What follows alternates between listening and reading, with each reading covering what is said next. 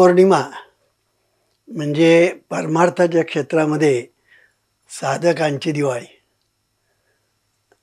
आनंदाचा उत्सव म्हणजे गुरुपौर्णिमा. गुरुपौर्णिमेच्या दिवशी आणि साधक जितके आनंदात असतात त्याहीपेक्षा अधिक सद्गुरू आनंदात असतात. कारण सद्गुरूंना साधकांच्याही भेटीची इच्छा असते आणि साधकांना सद्गुरूंच्या भेटीची इच्छा असते.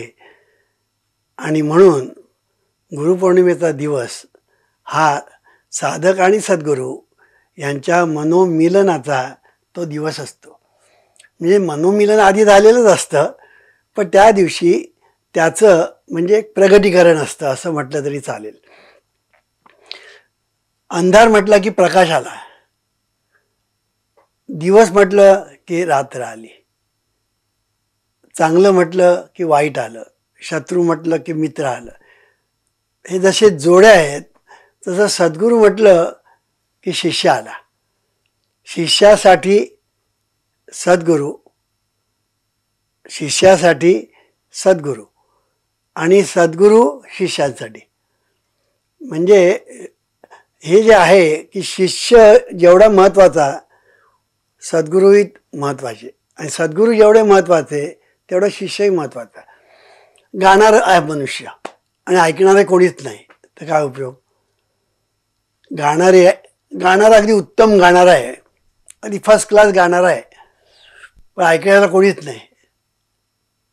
आणि जे आहेत ते सगळे बहिरे. मग काय होईल? मग त्या गाण्याला काही अर्थ नाही. म्हणून ऐकणारा पाहिजे, आणि ऐकणारा जितका दर्दी असेल तेवढं गाणाऱ्याला जास्त प्रोत्साहन येतं. कारण ऐकणारा जो असतो ना त्याने दाद दिली पाहिजे गाणाऱ्याला.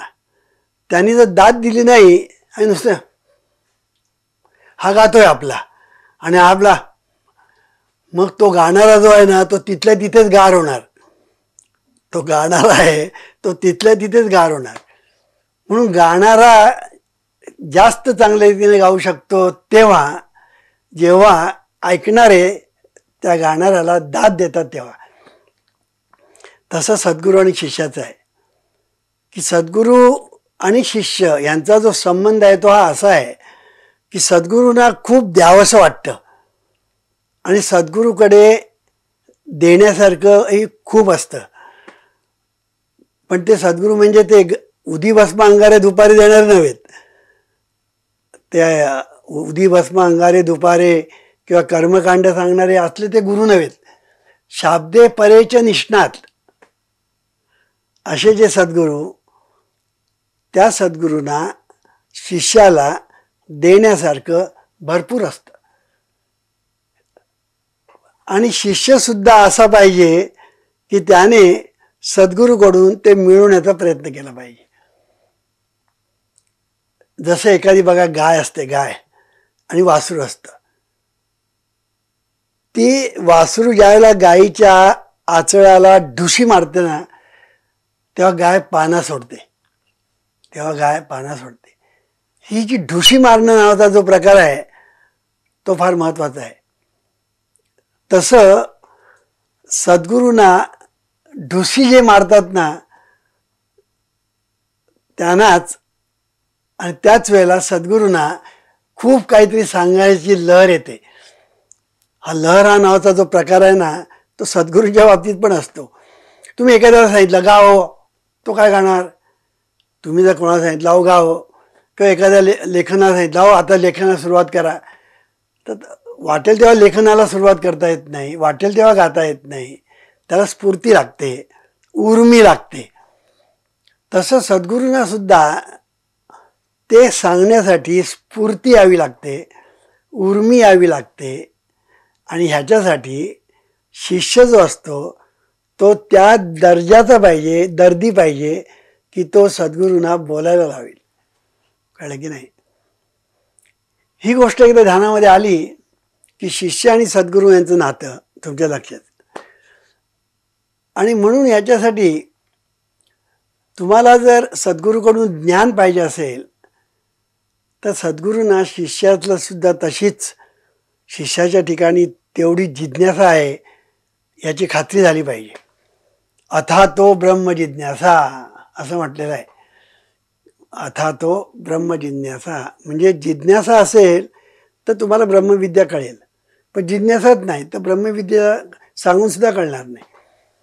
तसं सद्गुरूंना खूप काही द्यायचं असतं, खूप काही सांगायचं असतं, पण शिष्याच्या ठिकाणी तेवढी आर्त पाहिजे, आस पाहिजे, इच्छा पाहिजे, आवड पाहिजे, गोडी पाहिजे. आणि असं ज्यावेळेला असतं तेव्हा सद्गुरूंनाही सांगण्यासाठी अत्यंत बहर येतो. किती सांगू आणि किती नको असं सद्गुरूंना होतं. आणि म्हणून शिष्यानी आपली लेवल वाढवली पाहिजे, शिष्यानी आपली लेवल वाढवली पाहिजे. नाही तर आम्हाला बरेच लोक अनुग्रह घेतात आणि नंतर त्यांचं तोंडही दिसत नाही. असे बरेच लोक मी पाहिले आहेत, अनुग्रह घेतात पण नंतर मला त्यांचं तोंडही दिसत नाही.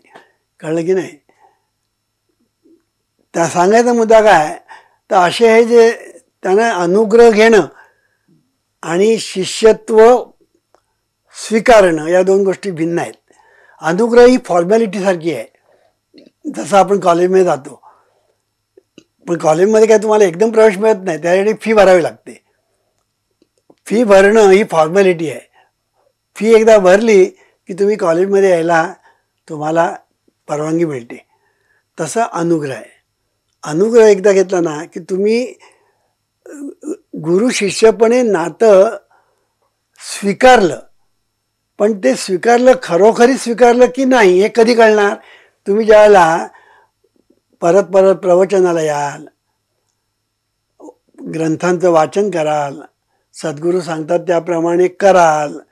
सद्गुरू सांगतात ग्रंथदिंडी करा, ग्रंथदिंडी हा सद्गुरूंचा प्राण आहे असं सद्गुरूंनी सांगितलं. आता दुसरा शिष्य निघाला आणि तो जर सांगायला हवा कशाला ग्रंथदिंडी पाहिजे, कशाला ग्रंथदिंडी करता, आता हा कसला शिष्य? सद्गुरू सांगतात एक, त्याच्या उलट जर शिष्य जर सांगायला लागला तर तो शिष्य कसला? त्याला शिष्य म्हणायचं, शिष्य. कळलं की नाही? त्याला शिष्य म्हणायचं नाही. म्हणून सद्गुरू बुवा सांगतात तर त्याच्या पाठीमागे काहीतरी अर्थ असतो, त्याच्या पाठीमागे काहीतरी भावार्थ असतो, त्याच्यामागे पाठीमागे योजना असते. आणि म्हणून एक ग्रंथदिंडी ही एक मोठी साधन आहे. सद्गुरूंनी ज्या विविध साधना शिकविलेल्या असतात, का सद्गुरू काय एकच साधना शिकवत नाही, फक्त नामस्मरण करा, इथे बसा, माळ ओढत बसा, एवढी साधना नाही. सद्गुरू तुम्हाला निन्या प्रकारे, आता बघा जेवण जेवायचं झालं तर पुण्यामध्ये भात वाढला, जेवा आता. अरे भात नुसतं जेवायचा, मग त्याला बुवा आमटी पाहिजे, लोणचं पाहिजे, रायतं पाहिजे, पापड पाहिजे, भाजी पाहिजे, असं जेवण पाहिजे ना, तर ते जेवण. तसं साधना जी असते ती साधना फक्त एक नामस्मरण करा बसा आणि माळ ओढीत बसा एवढी साधना नाही. साधनेमध्ये विविधता आहे. आणि ही जी विविधता जी आहे ती जीवनविद्येमध्ये आहे. जीवनविद्येने किती विविधता सांगितलेली आहे. नाम संकीर्तन सांगितलं, नामस्मरण सांगितलं, नंतर ग्रंथदिंडी सांगितलं, नंतर संपर्क फेरी सांगितलं, नंतर संगीत जीवनविद्या सांगितली. अशा तऱ्हेने अनेक प्रकाराने ही साधना आणि निन्या प्रकारे, जशी एकच साखर पण निन्या पदार्थामधून ती फिरते, तसं देवाची भक्ती ही साधना ही निन्या तऱ्हेच्या साधनाच्या प्रकारातून सद्गुरू शिकवित असतात. त्यापैकी ग्रंथदिंडी एक असते. ही ग्रंथदिंडी हा सद्गुरू सांगतात प्राण आहे म्हणून. का सांगतात? त्याचं कारण असं की तुम्ही जर ग्रंथदिंडीला जेव्हा जाल तेव्हा तुम्हाला त्याचं महत्त्व कळेल. घरात बसलेल्याला ग्रंथदिंडीचं महत्त्व कळणार नाही. जो ग्रंथदिंडीला जातो ना त्याला ग्रंथदिंडीचं महत्त्व कळतं. ग्रंथदिंडीमध्ये ज्याला आपण तपश्चर्या म्हणतो की नाही, बाबा लोक काय सांगतात, देवाची प्राप्ती पाहिजे ना तपश्चर्या करा, सांगतात की नाही, तप करा. आता लोक तप करतात म्हणजे तुम्हाला माहिती आहे काहीतरी झाडाखाली बसतील काय, किंवा कुठेतरी खाली डोकं वर पाय करून बसतील काय, किंवा कर्मती करवरी देहासी दंडन, असे नाना प्रकारे शरीराला दंडन करणारे जे प्रकार आहेत त्यापैकी उपास आहे. उपास तापास हा जो प्रकार आहे ना, तो शरीराला शिक्षा करण्याचा प्रकार आहे. भूक लागली ना नाही खाणार, शरीराला शिक्षा, शरीराला शिक्षा, कळलं की नाही, म्हणून तो उपास आहे.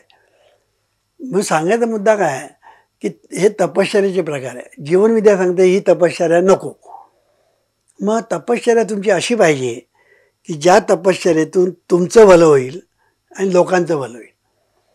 का जीवनविद्येच्या दृष्टीसमोर नेहमी जनता असते, लोक असते, आणि म्हणून आपण काय सांगतो, हे जग सुखी व्हावे आणि हे राष्ट्र सर्व राष्ट्रांच्या पुढे जावे. हे आपण नेहमी सांगतो की नाही, की आपला एक घोष आहे काय, हे जग सुखी व्हावं, लोक सुखी व्हावेत, हे आपलं आहे. आणि म्हणून तुम्ही अशी साधना करा की ज्या साधनेने तुमचं भलं होईल, लोकांचं भलं होईल, तुमचं कल्याण होईल, लोकांचं कल्याण होईल. आणि म्हणून ग्रंथदिंडीतून जेव्हा तुम्ही लोकांकडे जाता आणि लोकांना पुस्तकं देण्याचा प्रयत्न करता, त्यावेळेला पुस्तकं विकणं हा आपला धंदा नाही, हा आमचा धंदा नाही आणि आमच्या शिष्यांचाही धंदा नाही. आणि त्या सद्गुरूंनाही काही लाभ नाही आणि शिष्यांनाही काही कमिशन नाही. पण जनतेपर्यंत पोचण्यासाठी सद्गुरूंचं ज्ञान जनतेपर्यंत पोचण्यासाठी काय पाहिजे, मध्ये साधना म्हणजे पुस्तक. म्हणून ग्रंथ एकदा पुस्तकं लोकांपर्यंत गेली की लोकांना त्या पुस्तकातलं ज्ञान मिळतं. मला माहिती आहे की अनेक लोकांनी नुसतं शरीर साक्षात परमेश्वर हे पुस्तक वाचून व्यसन सोडलं, दारू सोडली. अशा अनेक लोक मला ठाऊक आहेत. नुसतं पुस्तक वाचून ना, शरीर साक्षात परमेश्वर हे वाचून, तूच आहेस तुझ्या जीवनाचा शिल्पकार, हा आमचा संदेश, हा नुसता ऐकून अनेक लोकांचं कल्याण झालेलं आहे. त्याने आपल्या जीवनामध्ये क्रांती घडवून आणली. नुसतं आहे ऐका सिद्धांताने, तूच आहेस तुझ्या जीवनाचा शिल्पकार. सांगायचा मुद्दा असा की आमची एक लहान स्मरणी जरी घेतली, लहान स्मरणी, त्या स्मरणीने सुद्धा एक माणूस मला भेटला, तो म्हणाला ही स्मरणी वाचून माझ्या जीवनात क्रांती झाली. एक स्मरणी तुम्हाला सांगतो, घडलेली गोष्ट. मी अमेरिकेला गेलो होतो काही वर्षापूर्वी आणि न्यू जर्सीमध्ये माझं प्रवचन होतं. न्यू जर्सीमध्ये, त्या न्यू जर्सीमध्ये माझं प्रवचनाची अरेंजमेंट झालेली होती आणि मी तिकडे प्रवचनाला जाण्याच्या तयारीत होतो. त्याच्या आधी तिकडे एक जोडपं आलं होतं. ते दोघी डॉक्टर दोघी डॉक्टर, आणि ते पुन्हा पुन्हा आमच्या ढगेना आणि पालवना विचारायचे, हा हो सद्गुरू खरोखरच येणार आहे का? का त्याला ते खरंच वाटेना, मुंबईचे सद्गुरू इथे कुठे येणार, त्याला ते खरं वाटेना. पुन्हा पुन्हा विचार, अहो ते खरंच येणार आहे का? तर त्याने म्हटलं हो खरंच आलेलं आहे, येणार आहेत ते, आणि आता थोड्या वेळात ते येतील. माझं ते प्रवचन त्यांनी ऐकलं आणि प्रवचन ऐकल्यानंतर ते मला भेटायला आले. तुम्हाला सांगतो, दोघेही डॉक्टर राहणारे अमेरिकेत, माझ्या पायावर डोकं ठेवून ढसाढसा रडत होते, ढसाढसा रडत होते. मी त्यांना विचारलं तुम्ही का रडता? मी म्हणाले हे माझं रडणं जे आहे ना ते दुःखाश्रू नाही, आनंदाश्रू आहे म्हणा. कळलं की नाही? मी म्हटलं काय झालं?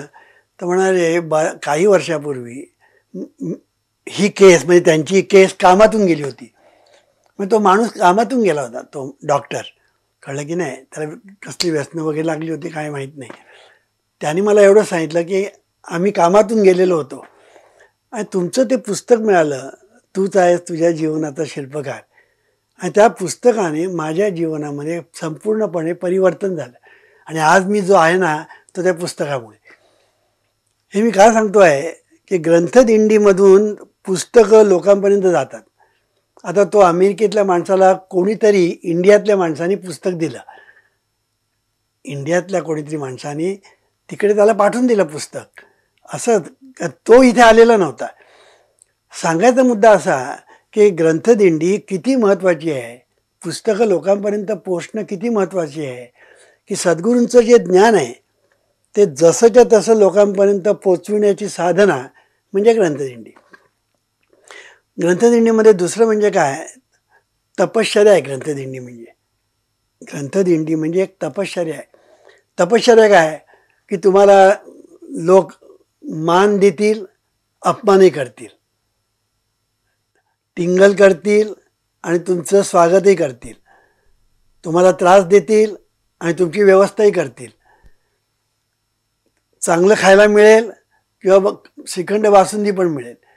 तुम्हाला त्या ग्रंथदिंडीमध्ये तुमची काय व्यवस्था होईल, कधी चांगली होईल, कधी वाईट होईल, कधी मनासारखी होईल, कधी मनाच्या विरुद्ध होईल, हे सगळे जे आहेत काय काय तर असे भेटतात की अपमानसुद्धा करतात, सद्गुरूंच्याही नावाचा अपमान करतात, त्या शिष्यालाही काहीतरी बोलतात, पण त्यावेळेलासुद्धा शिष्य शांत राहतो, ही तपश्चर्या. त्यावेळेला तो शांत राहतो, ही तपश्चर्या. उलट तो काय म्हणतो, देवा तुझं भलं होऊ दे, हे ईश्वरा सर्वांचं कल्याण कर, हे ईश्वरा सर्वांचं भलं कर, असं म्हणतो. सांगायचा मुद्दा असा की ग्रंथदिंडी ही एक साधन आहे, त्याच्यामध्ये तपश्चर्या आहे, कळलं की नाही, तपश्चर्या आहे. आणि ही तपश्चर्या दोन प्रकारे आहे, आपलं भलं करणारी आहे, लोकांचं भलं करणारी. म्हणून सद्गुरू जे काही सांगतात ते शिष्यानी जर स्वीकारलं तर त्याचा फायदा होतो आणि सद्गुरूंना आनंद होतो. पण सद्गुरू सांगतात त्याच्या विरुद्ध जर सांगत सुटला एखादा सो कॉल्ड शिष्य, तर त्याला शिष्य कसं म्हणायचं. तेव्हा सांगायचा मुद्दा असा की अशा प्रकारे जीवनामध्ये सद्गुरूचं जे महत्त्व आहे की सद्गुरू जेव्हा सांगतात तर त्याच्या पाठीमागे योजना असते, त्याच्या पाठीमागे योजना असते. आणि म्हणून ही जी योजना जी असते ती तुम्हाला ताबडतोब नाही समजणार, पण हळूहळू तुम्हाला त्याचा अनुभव यायला लागेल. म्हणून सद्गुरूंचं जे ज्ञान आहे तेच महत्त्वाचं आहे. शेवटी सद्गुरू शिकायचं काय, ज्ञान. का अंगारे दुपारे वगैरे हे जे काय जे आहे ते तुकाराम महाराजांनी काय कोणाला उदी भस्म दिलं नाही. तुकाराम महाराजांनी दिलं, कुठे आल्या तुमच्या ह्याच्यात, तुकाराम महाराजांनी ज्ञानेश्वर महाराजांनी कोणाला काही उदी भस्म अंगारे दुपारे दिलेले नाहीत, कळलं की नाही, अंगठ्या दिलेल्या नाहीत, खडे दिलेले नाहीत, कळलं की नाही. ते सांगायचा मुद्दा असा की संतांनी काहीच केलेलं नाही, पण त्यांच्या नावावर आज लोकांमध्ये हेच सगळं जास्त चाललेलं आहे. आता अभिषेक, तुकाराम महाराजांनी काय कधी अभिषेक वगैरे काही केलेला आम्हाला माहिती नाही, कळलं की नाही. पण हल्ली अभिषेकाचं हे आलेलं आहे. मला सांगायचा मुद्दा असा, पादुका, त्या पादुका घेऊन जा, पूजा करा आणि परत आणून द्या, एवढी फी, मी त्यालाही फी. हे जे काही चाललेलं जे आहे ह्याला परमार्थ म्हणत नाही, संतांनी हा परमार्थ केलेला नाही. हे मी काय सांगतो आहे की संतांकडे जे जायचं असतं, सद्गुरूकडे जे जायचं असतं ते कशासाठी, ज्ञान मिळवण्यासाठी. ज्ञानाशिवाय दुसरं कसलंही प्रयोजन नाही आणि नसतं. म्हणून ते ज्ञानपै बरवे, जरी मनी आथी आणावे, तरी संताया भजावे सर्वस्वीसी. ते ज्ञानाचा कुरुठा, ते तर सेवा दारवंटा, तो स्वाधीन करुनी घे सुभटा ओळगोनी. तनु मनु जीवे चरणासी लागावे, अगरवता करावे दास्य सकळ. हे अंडरलाईन, अगरवता करावे दास्य सकळ. मग अपेक्षित जे आपुले ते सांगतील पुशिले, पुशिले म्हणजे विचारलेलं ते सांगतील. जेणे अंतःकरण बोधिले संकल्पा न ये. ज्ञानेश्वरी, ज्ञानेश्वरीमध्ये ज्ञानेश्वर महाराज सांगतात संतांकडे कशासाठी जायचं, ते ज्ञानपै बरवे, बरव ज्ञान, कळलं की नाही, बरव ज्ञान आणि हिरवं ज्ञान, असे ज्ञानाचे दोन प्रकार आहेत. हिरवं ज्ञान म्हणजे शब्द ज्ञान आणि बर्वज्ञान म्हणजे आत्मज्ञान. कळलं की नाही. म्हणून ते ज्ञानपै बरवे जरी मनी हाताळ. तुम्हाला पाहिजे ना, संता या भजावे सर्वस्वेसी, सर्वस्व घातलं तिकडे. कळलं की नाही.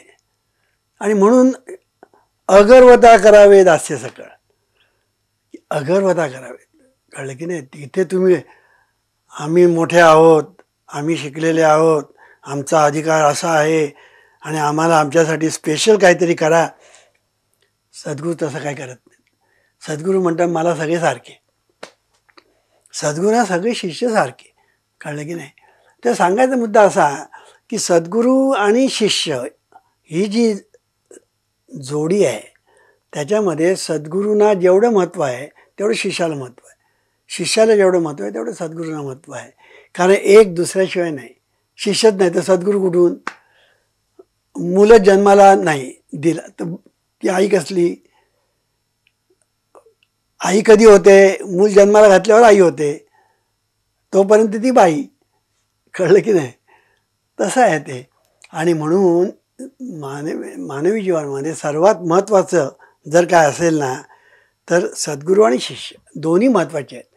कळलं की नाही. का सद्गुरूकडे ज्ञान भरपूर आहे पण घ्यायलाच जर कोण नाही तर काय उपयोग. घ्यायलाच जर कोण नाही. डॉक्टर मोठा आहे, स्पेशालिस्ट अगदी अमेरिकेला जाऊन 1000 पदव्या घेऊन आलेला स्पेशालिस्ट, पेशंटच नाही तर तो काय करणार. तो काय करू शकत नाही. तेव्हा डॉक्टरही महत्त्वाचा, पेशंटही महत्त्वाचा, सद्गुरूही महत्त्वाचे, शिष्यही महत्त्वाचे. म्हणून खरा सद्गुरू तो जो शिष्यांकडे देवत्वाच्या भावाने पाहतो. जे खरे सद्गुरू असतात ना ते शिष्याकडे शिष्य म्हणून पाहत नाही. ते शिष्य म्हणजे आपलं देवाचंच ते रूप आहे. त्याच्या ठिकाणी दिव्यत्व आहे, त्याच्या ठिकाणी देव आहे, त्याच्या ठिकाणी ती दिव्य व्यवस्था आहे. आणि अशा तऱ्हेने सद्गुरू शिष्यांकडे देवत्वाच्या भूमिकेतून पाहतात. म्हणून शिष्य सद्गुरू नेहमी शिष्यांकडे पाहताना कधीही त्यांना कमी लेखत नाही. हे लक्षात ठेवायचं. ते सर्वांचा आदर करतात. नाही तर मला काय काय सद्गुरू माहिती आहेत, म्हणजे मी पाहण्यात आहे माझ्या, म्हणजे मी हे जे सांगतोय ना ते अगोदर मी ते अनुभवलेलं आहे आणि मग सांगतो आहे.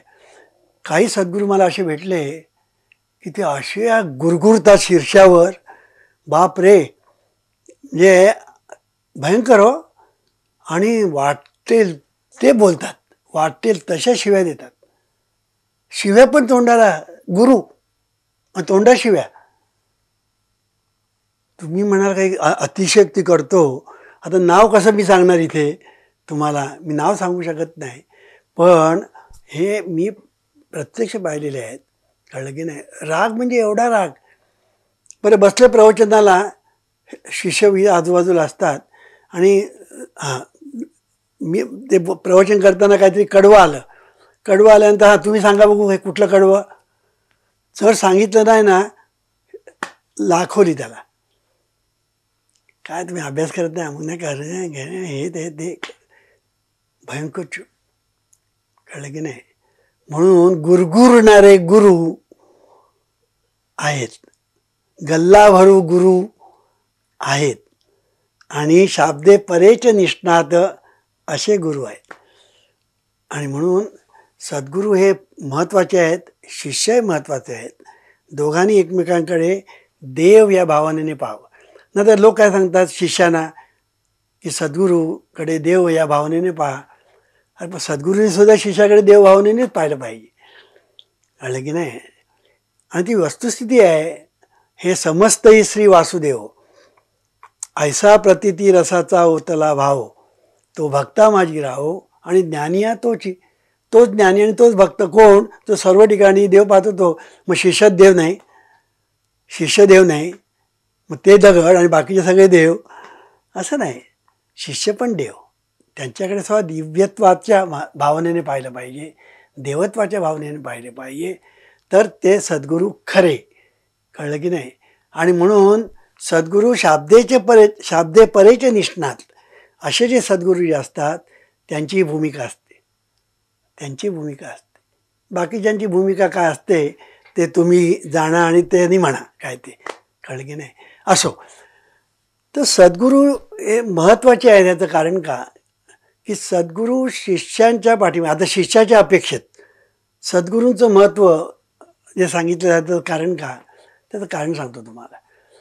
की सद्गुरूने बरीच तपश्चर्या केलेली असते, बराच अभ्यास केलेला असतो, साधना केलेली असते, आणि त्यांनी जे काही ज्ञान मिळवलेलं असतं ते शिष्याला आयतं मिळतं, ते शिष्याला आयतं मिळतं. म्हणून सद्गुरूचं महत्त्व आहे. सद्गुरूचं महत्त्व काय आहे की आयतं मिळतं सद्गुरूनं.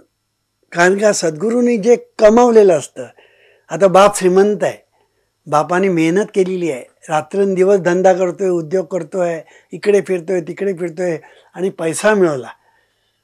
आता मुलगा त्याचा आहे, सगळं त्याला आयतं मिळालं, त्यांनी काय केलं, काहीच केलं नाही, फक्त त्याच्या पोटी जन्माला आला, एवढंच पुण्य केलं आणि त्याची सगळी प्रॉपर्टी ह्याला आपोआप मिळाली. कळलं की नाही. ह्यानी काहीच केलं नाही, श्रम काहीच केले नाही, पण तरी त्याला मिळालं. श्रम कोणी केले, बापाने. तसं सद्गुरूचं आणि शिष्याचं असतं. म्हणून तुका म्हणे कैसे आंधळे जन गेले विसरोनी खऱ्या देवा, असं जे सांगितलं आहे त्याचं कारण आहे की सद्गुरूंनी जे काही ज्ञान मिळवलेलं असतं, तपश्चर्या केलेली असते, त्रास घेतलेला असतो, कष्ट घेतलेले असतात, त्यातून त्यांना जे ज्ञान मिळालेलं असतं ते शिष्यांना ते सहज देतात. आणि ते शिष्यांना दिल्यानंतर ते सहज शिष्याला मिळतं. शिष्याला काहीच कष्ट करावं लागत नाही. आईने स्वयंपाक करायचा, ताटपाट मांडायचं, अन्नात ताटामध्ये वाढायचं, ते कालवायचं आणि मुलाच्या तोंडामध्ये घास घालायचं. आता मुलाचं काम काय, फक्त चावायचं, गिळायचं. तसं सद्गुरू आणि शिष्य असतं. पण शाब्दे परेचे निष्णात सद्गुरू, कळलं की नाही, की त्यांनी एकदा तुम्हाला दिलं ना की तुमचं काम फक्त चावायचं आणि गिळायचं. चावायचं म्हणजे वाचायचं. सद्गुरूने जे तुम्हाला पुस्तकं सद्गुरूने जे लिहिलेली आहेत ती पुस्तकं वाचायची. आता वाचा वाचा वाचा उलट करा म्हणजे काय झालं, चावा चावा चावा झालं. मग चावायचं अन्न, वाचायचं ज्ञान, सद्गुरूंचं ज्ञान म्हणजे पुस्तक. अशा तऱ्हेने पुस्तक वाचायचं, कळलं की नाही. आणि सद्गुरूने जे ज्ञान दिलेलं आहे ते गिळायचं म्हणजे चिंतन करायचं. सद्गुरूने जे ज्ञान दिलेलं आहे ते या कारणाने ऐकलं, या कारणाने दिलं सोडून. घरी गेल्यानंतर काय हा रिकामा, तसं होतं कामा नये. तर त्यांनी घरी गेल्यानंतर चिंतन केलं पाहिजे. चिंतन करणं म्हणजे गिळणं आणि वाचन करणं पुस्तकांचं म्हणजे चावणं. आता चावल्याशिवाय गिळता येईल का, आणि गिळलं तर काय परिणाम होईल ते सांगायला नको. म्हणून चावा म्हणजे वाचा आणि गिळा म्हणजे चिंतन करा. या दोन गोष्टी, सद्गुरूंचं ज्ञान जे तुम्हाला पाहिजे ते मिळालं की या दोन गोष्टी कराव्या लागतात. कळलं की नाही. आता या गोष्टी करायच्या की न करायच्या ते तू ठरवायचं आहे, कारण तूच आहेस तुझ्या जीवनाचा शिल्पकार. गुरुपौर्णिमा हा परमार्थामध्ये जे साधक असतात त्यांच्या दृष्टीने आनंदाचा दिवस. म्हणजे खरं म्हणजे सद्गुरू जे ज्ञान देतात शिष्यांना, त्यामुळे शिष्यांच्या जीवनामध्ये प्रत्येक दिवस हा आनंदाचाच असतो. परंतु त्याच्यामध्ये विशेष आनंदाचा दिवस म्हणजे गुरुपौर्णिमा. कारण गुरुपौर्णिमेच्या दिवशी शिष्य सद्गुरूंना भेटतात, सद्गुरू शिष्यांना भेटतात आणि हे भेटीची जी गाठी होते त्यामुळे सर्वांनाच आनंद मिळत असतो. मागल्या खेपेला मी सांगितलं की सद्गुरू जे ज्ञान देतात ते ज्ञान शिष्याला आयतं मिळालेलं असतं. सद्गुरू महिमा अगाध असं जे तुकाराम महाराज म्हणतात त्याचं कारण हे आहे. तुका म्हणे कैसे आंधळे जन गेले विसरून खऱ्या देवा, असं जे तुकाराम महाराज म्हणतात त्याचं कारण हे आहे की सद्गुरूकडून आपल्याला जे ज्ञान मिळतं ते आयतं मिळतं, जी साधना मिळते ती आयती मिळते, जे मार्गदर्शन मिळतं ते आयतं मिळतं, जो उपदेश मिळतो तो आयता मिळतो. आणि ह्याच्यातून आपलं जीवन आपण कसं जगायचं आणि ध्येयापर्यंत आपण कसं पोचायचं ह्या सर्व गोष्टी आपल्याला सहज कळतात. सहज अंडरलाईन करायचं, सहज कळतात सद्गुरू कृपेने, म्हणजे सद्गुरूच्या मार्गदर्शनाने. म्हणून सद्गुरूंचं जे मार्गदर्शन आहे हे महत्त्वाचं आहे. सद्गुरूंकडनं दुसरी कसलीही अपेक्षा वास्तविक करायची नसते. ते काही लोक अपेक्षा करतात की सद्गुरूने चमत्कार करावे आणि आपल्या जीवनातले संकट दूर करावी. ह्या ज्या अपेक्षा जी शिष्यमंडळी जर कोण करत असतील, माझ्याच असं नव्हे इतर गुरूंचे शिष्य वगैरे, तर मी एवढंच सांगेन की त्यांना परमार्थ काही कळलेला नाही, जीवन म्हणजे काय कळलेलं नाही, सद्गुरू म्हणजे काय कळलेलं नाही, किंवा त्यांना काहीच कळलेलं नाही. चमत्कार हे जीवनामध्ये होतच नसतात, हे पहिलं लक्षात ठेवायचं. जेथे परिणाम आहे तेथे कारणे असतंच, हे निसर्गाचा हा नियम आहे. तेव्हा चमत्कार आपण जे म्हणतो हे चमत्कार होतच नाही. आणि कोणी एखादा बुवा बाबा चमत्कार करेल आणि आपल्या जीवनामध्ये सगळी संकट नाहीशी होईल अशी जर कोण अपेक्षा करत असतील तर त्यांच्या इतके मूर्ख दुसरे कोणी नाहीत. आणि म्हणून चमत्कारांची अपेक्षा कोणाकडूनही करू नये. पुष्कळ वेळेला संतांच्या चरित्रामध्ये जे चमत्कार सांगितलेले असतात किंवा दाखवलेले असतात किंवा लिहिलेले असतात त्याच्यामध्ये बऱ्याचशा गोष्टी म्हणजे दंतकथा असतात. बऱ्याचशा गोष्टी ह्या दंतकथा असतात.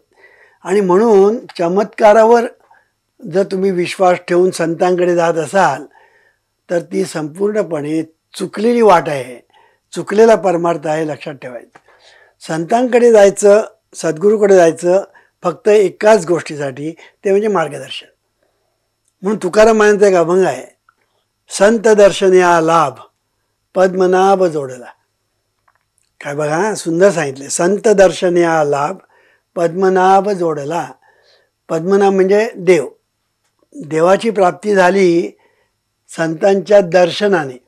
आता दर्शन म्हटल्यानंतर लोकांचा काय समज होतो, दर्शन म्हणजे नमस्कार करणं, पायावर डोकं ठेवणं, लोटांगण घालणं म्हणजे दर्शन, असं बऱ्याच लोकांचा समज आहे. पण संत जेव्हा सांगतात दर्शन, ते दर्शन म्हणजे मार्गदर्शन. म्हणून संतांचं जे मार्गदर्शन आहे त्या मार्गदर्शनाप्रमाणे शिष्य जेव्हा मार्गक्रमण करतो तेव्हा तो ध्येयाप्रत जाऊन पोचतो. आता प्रत्येक शिष्याचं ध्येय काय असतं, प्रत्येक साधकाचं ध्येय काय असतं, किंबहुना प्रत्येक माणसाचं ध्येय काय असतं, आपल्याला सुख मिळावं, शांती मिळावी, समाधान मिळावं, आनंद मिळावं आणि आपल्या जीवनामध्ये सगळं काही व्यवस्थित असावं, असं प्रत्येकाला वाटत असतं नव्हे, त्या प्रत्येकाची इच्छा असते. आणि प्रत्येकजण त्यासाठी देवळात जातो.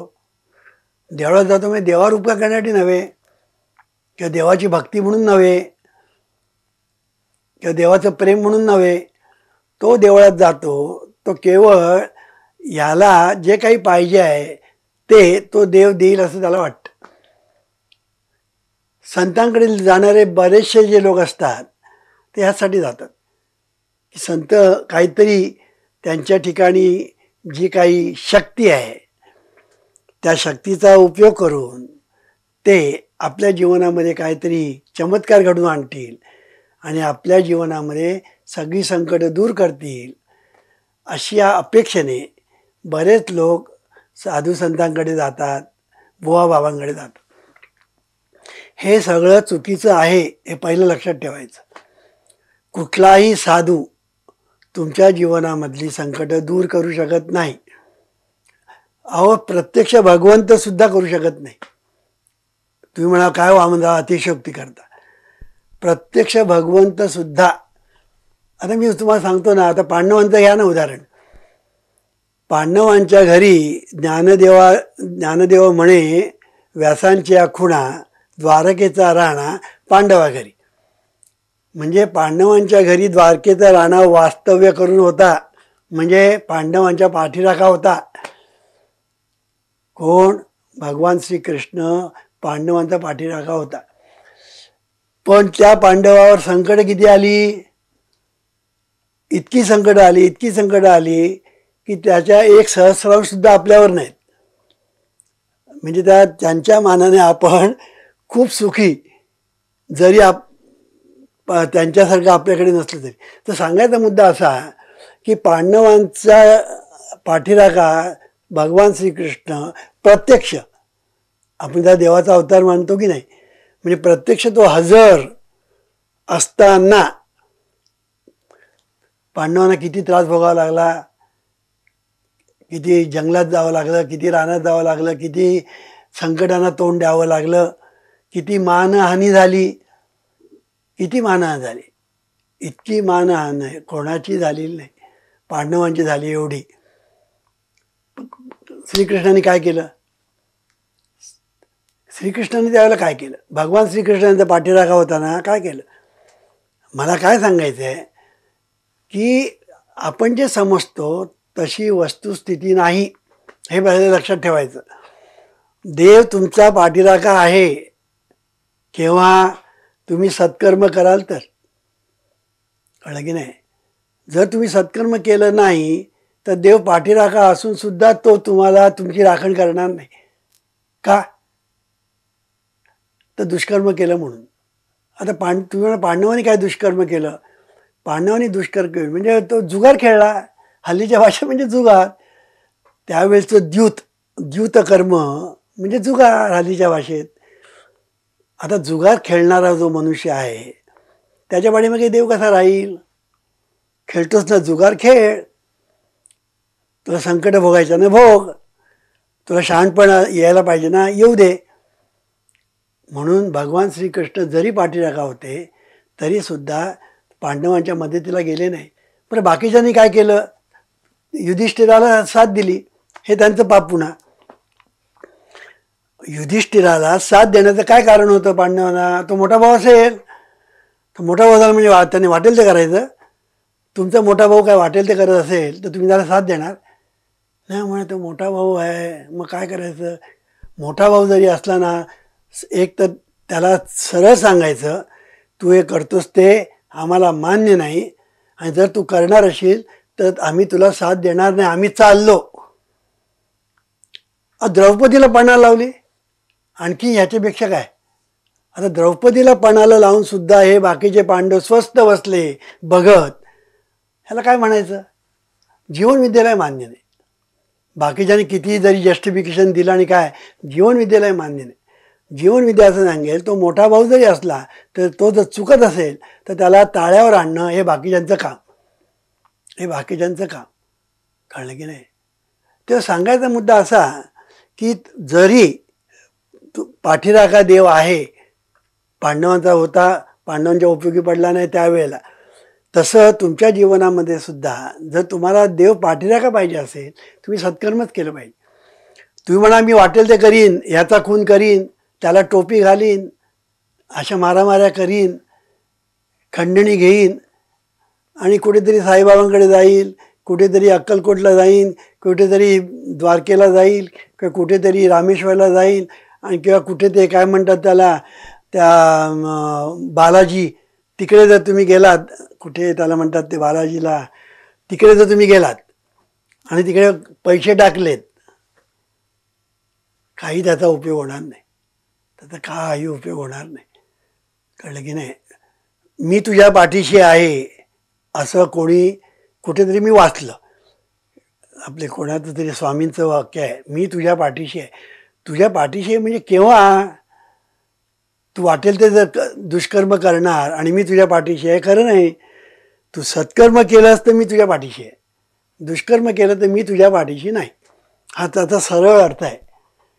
कळलं की नाही? हा त्याचा सरळ अर्थ आहे. म्हणून सद्गुरूंचं हे मार्गदर्शन आहे ना, हे महत्त्वाचं आहे. सद्गुरू काय करतात? फक्त मार्गदर्शन करतात. मग सद्गुरू जे मार्गदर्शन करतात त्याचं 10% जरी आचरणात आणलं ना तरी माणूस सुखी होईल, माणूस जीवनात यशस्वी होईल. माणूस जीवनात आनंदी होईल, माणसाला शांती मिळेल. मग तो साधक असू दे, शिष्य असू दे, नाही तर कोणी असू दे, सद्गुरू सांगतात ते 10% जरी त्यांनी आचरणात आणलं तरीसुद्धा तो सुखी होईल, यशस्वी होईल. आणि म्हणून सद्गुरूंचं जे ज्ञान आहे, सद्गुरूंचं जे मार्गदर्शन आहे, हे मार्गदर्शन इतकं महत्त्वाचं आहे की त्याने तुम्हाला अचूक ध्येयाप्रत नेण्याचं सामर्थ्य त्या मार्गदर्शनात आहे. आज जगामध्ये दुःख का, असा जर प्रश्न निर्माण झाला, जगामध्ये दुःख का हो वामनराव म्हणून लोक आम्हाला विचारतात, त्याला एकच कारण, मार्गदर्शन नाही, योग्य मार्गदर्शन नाही, अचूक मार्गदर्शन नाही, हे त्याचं कारण आहे. बघा तुम्ही कुठे जा, इकडे तिकडे काहीतरी सांगतील, कळलं की नाही, मार्गदर्शन नावाची गोष्टच नाही. कारण मार्गदर्शन करण्यासाठी जे ज्ञान लागतं त्या ज्ञानाचाच जिकडे अभाव आहे तिकडे ते मार्गदर्शन करणार काय आणि मार्गदर्शन घेणार काय. त्यामुळे परिस्थितीत काहीच सुधारणा होत नाही. मग हा बाबा पावत नाही तर दुसरा पॉवरफुल बाबा, तो पावत नाही तर आणखीन तिसरा बाबा, कळलं की नाही.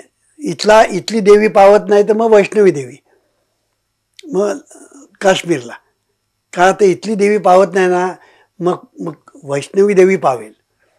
वैष्णवी देवी पावणार नाही आणि इथली देवी पावणार नाही आणि इथला देवही पावणार नाही आणि कोणी पावणार नाही. आणि म्हणून तुम्हाला जर असं वाटत असेल की देवाने आपलं पाठीराखा असला पाहिजे, आपली पाठराखण केली पाहिजे, असं जर वाटत असेल, सत्कर्म हा त्याला मार्ग, दुसरा मार्ग नाही. दुष्कर्म करून तुम्हाला हे मिळणार नाही. आणि म्हणून हे जे सत्कर्म जे आहे ना, सत्कर्म हाच धर्म, आणि सत्कर्म करीत राहणं हीच उपासना. हे सद्गुरूंचं मार्गदर्शन जे आहे ना, की इतकं मार्गदर्शन आहे की तुम्ही सत्कर्म करत राहा. आता सत्कर्म कशाला म्हणायचं, सोपं आहे. सत्कर्म कशाला म्हणायचं की ज्याने तू सुखी होशील आणि इतर सुखी होशील ज्या कर्माने, ते सत्कर्म. आता एखाद्या माणसाने खून केला तर काय झालं, ज्याचा खून केला तो दुःखी झाला, त्याच्या घरातली बायको आहे ती विधवा झाली, मुलं अनाथ झाली, बाकी ज्यांचे नातेवाईक ते दुःखी झाले, आणि ह्याला पोलिसांनी पकडलं, तुरुंगामध्ये गेला. परिणाम झाला म्हणजे ह्याची बायको, त्याची मुलं ती दुःखी झाली. म्हणजे हाही दुःखी, इतरही दुःखी. ह्याच्या उलट इतरांना सुखी करणं, आपण सुखी होऊन इतरांना सुखी करणं, हा जो मार्ग जो आहे याला सत्कर्म म्हणतात. म्हणून सत्कर्म करीत राहा. सत्कर्म करणं हीच उपासना, याच्यापेक्षा उपासना नाही. तीर्थयात्रा, व्रतवैकल्य, उपास तापास तुम्ही केलं आणि सत्कर्म केलं नाही, व्यर्थ आहे. आता कित्येक लोक आहेत, तीर्थयात्रा करतात, या मठाला भेट देतात, त्या देवस्थानाला भेट देतात, इकडे जातात तिकडे जातात, आणि ह्याची निंदा त्याची निंदा, त्याची चेष्टा त्याची कुचेष्टा, ह्याला फसव त्याला फसव, काय असं चाललेलं असतं. ह्यानी काही होत नाही. म्हणून सत्कर्म हा एकच मार्ग आहे, हा एकच मार्ग आहे कुठे सतकडे नेण्याचा. सत्कर्म हा एकच मार्ग आहे. सत म्हणजे सत्स्वरूप, सत म्हणजे सत्स्वरूप, ह्या सत्स्वरूपाकडे नेण्याचा एकच मार्ग म्हणजे सत्कर्म. आता सत्स्वरूप हे खरं म्हणजे आपलं ध्येय आहे. आपलं ध्येय काय आहे, सत्स्वरूप. म्हणजे आपलं जे सच्चिदानंद स्वरूप आहे, जे सत्स्वरूप आहे, जे खरं स्वरूप आहे, ते जे स्वरूप आहे तिथे जाऊन आपण पोचणं किंवा त्या स्वरूपाचा आपल्याला साक्षात्कार होणं, हे आपलं जीवनातलं ध्येय आहे. कळलं की नाही. तुम्हाला खरा आनंद कधी होतो, त्या स्वरूपाचा साक्षात्कार होतो तेव्हा. कळलं की नाही. तुम्ही बाकी किती केलं ना तरी तुम्हाला जो आनंद मिळेल तो विषयानंद असेल. आनंद मिळण्याचे मार्ग आहेत, विषयांच्या द्वारे मिळतो ना तो आनंदच असतो, पण त्याला आधार विषय असतो. त्याच्यासाठी पैसे खर्च करायला पाहिजे, त्याच्यासाठी आणखीन कितीतरी गोष्टी आपल्याला असाव्या लागतात, मिळवाव्या लागतात, तेव्हा आपल्याला विषयातून आनंद मिळतो. सांगायचा मुद्दा असा की विषयातून आनंद मिळणं म्हणजे असं घेण्याच्या ऐवजी आपण असं करण्यासारखं आहे. असा आपण घास घेण्याच्या ऐवजी असा घास घेणं म्हणजे विषयांच्या द्वारे आनंद मिळवणं. आणि असा घास घालणं म्हणजे सरळ मार्गाने, म्हणजे अगदी जवळच्या मार्गाने आणि आपण आणि देवापर्यंत जाऊन पोहोचण्याचा मार्ग म्हणजे सत्कर्म. म्हणून सत्कर्म तुम्हाला सत्स्वरूपापर्यंत नेऊन पोहोचतं. तर सत्कर्म स्वरूप म्हणजे काय? स्वरूप म्हणजे आनंद. स्वरूप याचं दुसरं नाव म्हणजे आनंद. एक लक्षात ठेवायचं. सच्चिदानंद असं जे आपण म्हणतो ना, सत आणि चित आपण सध्या करू, पण सत म्हणजेच आनंद, चित म्हणजेच आनंद, आनंद म्हणजेच सत, आनंद म्हणजे चित. हे आपण जर लक्षात ठेवलं, ते तिन्ही वेगवेगळे नाहीत, ते तिन्ही मिळून एक. माणूस म्हटल्यानंतर हात वेगळे पाय वेगळे असं नाही, हात पाय नाक कान वगैरे सगळे मिळून माणूस. तसं हे जे आहे ते आपण जर नीट लक्षात मध्ये घेतलं तर सत्कर्म आपण ज्यावेळेला करतो त्यावेळेला तुम्ही सच्चिदानंद स्वरूपापर्यंत सहज जाऊन पोचता. कारण मुळात कर्म हेच ब्रह्म आहे. मुळात कर्म हेच ब्रह्म आहे. कळलं की नाही? कर्म हे ब्रह्म कसं? अहो ब्रह्मच कर्मावर येतं.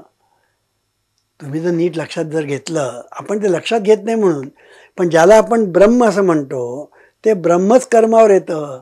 म्हणून ज्ञानेश्वर महाराज म्हणतात ना, ब्रह्म तेची कर्म ऐसे बोधा आले सम, तया कर्म ते निष्कर्म धनुर्धरा असं म्हटलंय. म्हणून हे जे कर्म आहे हे कर्म हेच ब्रह्म आहे. आता ब्रह्म म्हणजे काय? ब्रह्म आपल्याला माहिती आहे. जीवो ब्रह्मैव ना परा इति वेदांत डिंडिमा. आणि काय सांगितलंय? सर्वम खल्विदम ब्रह्म जीवो ब्रह्मैव ना परा इति वेदांत डिंडिमा. आणि म्हणून आपला जीव जो आहे तोही ब्रह्मच आहे. हे ब्रह्म ज्यावेळेला कर्मावर येतं तेव्हा ब्रह्माच्या ठिकाणी जो आनंद आहे तो आनंदच कर्मावर येतो. म्हणजे कर्मात काय असतं? आनंद असतो. तुम्ही आता चहा करता घरी, आता चहा पाणी ठेवता शेगडीवर, मग त्याला उकळी येते. ही जी उकळी येते त्याला आपण उकळी म्हणतो, पण ते पाण्याचं दुसरं रूप असतं. पाण्याचं स्फुरण झालं त्याला आपण उकळी म्हणतो. मग पाण्याचं दुसरं नाव म्हणजे उकळी. तसं ब्रह्म कर्मावर येतं ना, तेव्हा ब्रह्माची जी स्फुरणा किंवा ब्रह्माची जी उकळी ती म्हणजे कर्म. आता ब्रह्माच्या ठिकाणी जर आनंद आहे तर कर्माच्या ठिकाणी आनंदच आहे. मग तुम्ही म्हणाला वामनराव, मग आम्हाला तो आनंद भेटत का नाही? भेटत नाही याचं कारण तू स्वतःला विसरलास म्हणून. म्हणून आपलं शास्त्र काय सांगतं की बाबा रे, तू स्वरूपाला विसरलास. ही सगळी भानगड आहे. तुला जगामध्ये सुख मिळत नाही तर कारण का? तू स्वरूपाला विसरलास. आता स्वरूपाला विसरला म्हणजे काय? आनंद आपल्याच ठिकाणी आहे. तो मिळवण्यासाठी आपण कुठे जायला नको, कुठे यायला नको. कर्म आपण जे करतो आहे ते ब्रह्मच कर्मावर येते आहे. म्हणजे आनंदच कर्मरूपाने प्रगट होतो आहे. त्या कर्मातून जो आनंद प्रगट होतो आहे त्या आनंदाचा स्वाद घेण्याचा अभ्यास करणं म्हणजे साधना. आणि म्हणून कर्म करताना जो माणूस तल्लीन होऊन कर्म करतो त्याला त्या कर्माचा आनंद मिळतो की नाही? बघा तुम्ही, एखादा गाणारा असतो, लोकांसाठी गाणारा असतो ना, त्याला जेवढा आनंद मिळाला पाहिजे तेवढा मिळत नाही. पण जो तल्लीन होऊन गात असतो त्याला त्या गाण्यातून जो आनंद मिळतो तो आनंद, आणि त्यामुळे लोकांनाही तसा आनंद मिळतो. मग तल्लीन होऊन गाणं आणि लोकांनी वाहवा करावी म्हणून म्हणणं याच्यात फरक आहे. कळलं की नाही? तसं कर्म, मग ते कुठले कर्म असू दे, जरी अगदी स्वयंपाक करण्याचं जरी कर्म असलं ना तरी कुठलंही कर्म जे आहे ना ते ब्रह्मच कर्मावर येतं. म्हणून आपल्या जीवनामध्ये सतत आनंद ओसंडत असतो, आनंद वाहत असतो, आनंद प्रगट होत असतो, पण आपल्याला त्याचं भान नसतं. कळलं की नाही? आता हे जे भान नाही त्याला जबाबदार कोण? तू आहेस. त्याला काय देव जबाबदार आहे का? देव जबाबदार नाही. तुला जर भान नाही तर देव काय करणार आणि कोण काय करणार? मग काय करा पाहिजे? तू भान घे, मी झालं. म्हणून कर्म करताना तल्लीन होऊन कर्म कर आणि तुला आनंद मिळतो की नाही बघा. मन हे निश्चळ झाले एके ठाई मग उणे काही निज सुखा. मन जर एके ठिकाणी जर निश्चळ झालं म्हणजे तल्लीन झालं, तद्रूप झालं, गुंग झालं साध्या शब्दात, मग सुखाला पारावर नाही. म्हणून जेव्हा जेव्हा आपल्याला आनंद होतो तेव्हा तेव्हा आपलं मन तल्लीन झालेलं असतं. पण ह्याच्यामध्ये पुन्हा आणखीन एक भानगड आहे, कळलं की नाही? देवगड आणि भानगड दोन्ही आहेत. मगाशी सांगितलं तो देवगड, आता भानगड सांगतो. की आपण जेव्हा कर्म करतो तेव्हा एकाग्र ज्या ठिकाणी व्हायला नको तिकडे आपण एकाग्र होतो. तल्लीनता नको तिकडे होते. पत्ते खेळताना माणसं तल्लीन होतात की नाही? माणसं पत्ते खेळतात ना तेव्हा तल्लीन होतात, नाही असं नाही. आणि तेव्हा त्यांना आनंदही मिळतो, नाही असं नाही. पत्ते खेळणारे जे लोक असतात त्यांना विचारा की तुम्ही सुद्धा पत्ते पूर्वी खेळले असणार. आमच्या मंडळामध्ये आलेले मला काही लोक मला सांगतात की आम्ही पूर्वी पत्ते खेळत होतो जीवन विद्या मिशनमध्ये येण्यापूर्वी. आणि कसे खेळत होतो? शुक्रवारी, शनिवारी, पूर्वी शनिवारी अर्धा दिवस आणि रविवारी आणि सोमवारी ऑफिस. शनिवारी ऑफिस सुटलं की आमचा अड्डा बसायचा पत्त्याचा. तो फक्त ह्याच्यासाठी आम्ही उठायचो, कळलं की नाही? आणि संबंध रविवार, शनिवार सगळा अर्धा. आणि तो पत्ते खेळण्यामध्ये आम्ही इतके रंगून जायचो की सोमवारी सकाळी उठून ऑफिसला जाताना आमचा तो अड्डा मोडायचा, कळलं की नाही? आता इथे सुद्धा रंगून जातात, त्यांनाही आनंद मिळतो. पण त्या पत्त्यातून त्यांचं जे नुकसान होतं त्या खेळण्यातून ते भरून येत नाही. पत्ते खेळण्यातून एक म्हणजे वेळ वाया गेला, वेळ वाया गेला. दुसरं म्हणजे ते पत्ते खेळतात म्हणजे पुन्हा पैसे लावतात, ते पैसे लावतात म्हणजे तो एक जुगारच. आणि अशा तऱ्हेने त्यातून जरी त्यांना आनंद मिळाला तरी दुसऱ्या बाजूने त्यांना दुःखही मिळतं. सांगायचा मुद्दा असा की कुठलंही कर्म जर तुम्ही तल्लीन होऊन केलं तर ते तुम्हाला सुख देतं. पण दुष्कर्म जर असेल आणि त्या ठिकाणी जर तुम्ही तल्लीन होऊन जर केलं तर ते तुम्हाला दुःख देईल, तर ते तुम्हाला दुःख देईल. म्हणून मन तल्लीन झालं पाहिजे चांगल्या ठिकाणी, वाईट ठिकाणी तल्लीन होता कामा नये, कळलं की नाही? आता मारामारी लोक करतात, तर मारामारीमध्ये इतके तल्लीन झालेले असतात की पोलीस बिलीस येतील वगैरे त्यांना भानच नसतं. ते मारामारी करण्यामध्येच ते इतके गुंग झालेले असतात. ते पोलीस कधी येतात त्यांना पकडून येतात त्यांना कळत नाही, कळलं की नाही? तेव्हा कुठेही तल्लीन होऊन चालायचं नाही. तर जिथे तल्लीन व्हायला पाहिजे तिकडे तल्लीन व्हायला पाहिजे. आणि जिकडे तुम्ही ज्याला आपण वाईट गोष्ट म्हणतो तिकडे तल्लीन होता कामा नये, एकाग्र होता कामा नये. म्हणून निश्चळ, मन निश्चळ होणं ही गोष्ट आहे, ही महत्त्वाची आहे. ती एके ठिकाणी जेव्हा ते निश्चळ होतं तेव्हा सुख आपल्याला त्यातूनच मिळायला लागतं.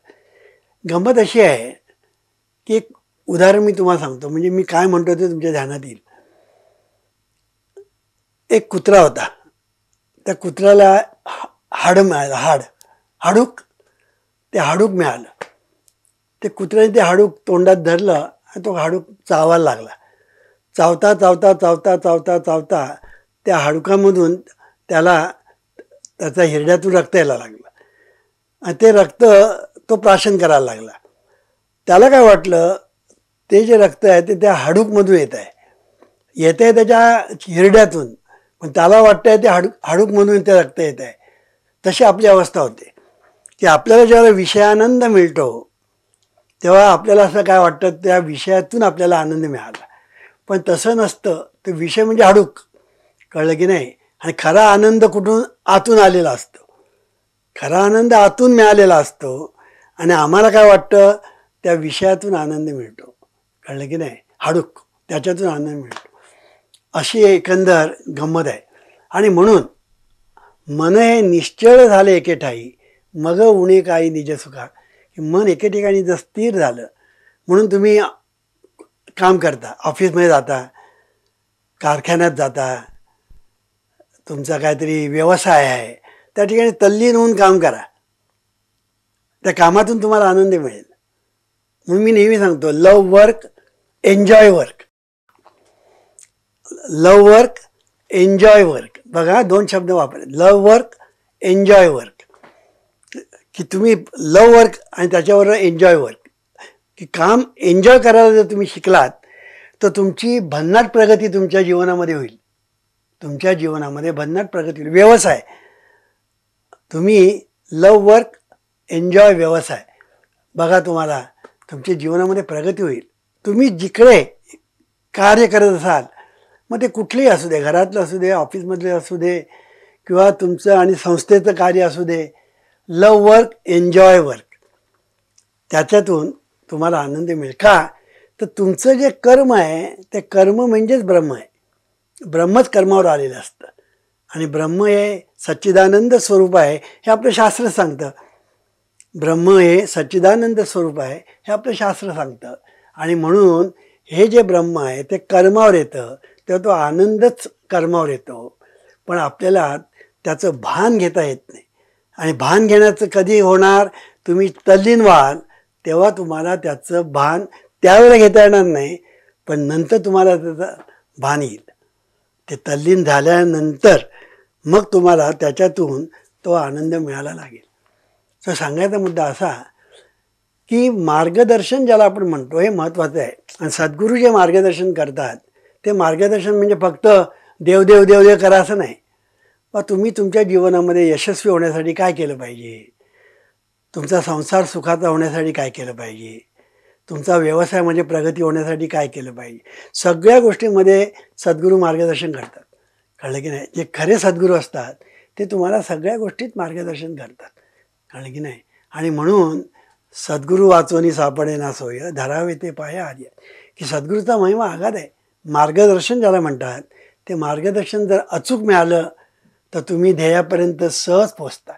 आणि चुकीचं मिळालं तर तुम्ही फिरत राहाल. रस्त्यावरून जाताना बघा, कोणी तर तुम्ही विचारता, आम्हाला त्या स्टेशनवर जायचं आहे, कुठे कसं जायचं, जावंच असं स्टेशन असतं या बाजूला आणि तो सांगतो इथे जा म्हणून. आता हा फिरत राहतो, स्टेशनपर्यंत काही पोचत नाही. पण चांगल्या माणसानं सांगितलं, अरे तुला कुठे जायचं, ह्या बाजूने जा, तो स्टेशनपर्यंत सहज पोचतो. याला मार्गदर्शन म्हणतात. म्हणून मार्गदर्शन हे महत्त्वाचं आहे. आणि हे जे मार्गदर्शन जे आहे ते आज जगात दुर्मिळ आहे. जगात लोक मार्गदर्शन करतात पण ते चुकीचं मार्गदर्शन करतात. कळलं की नाही.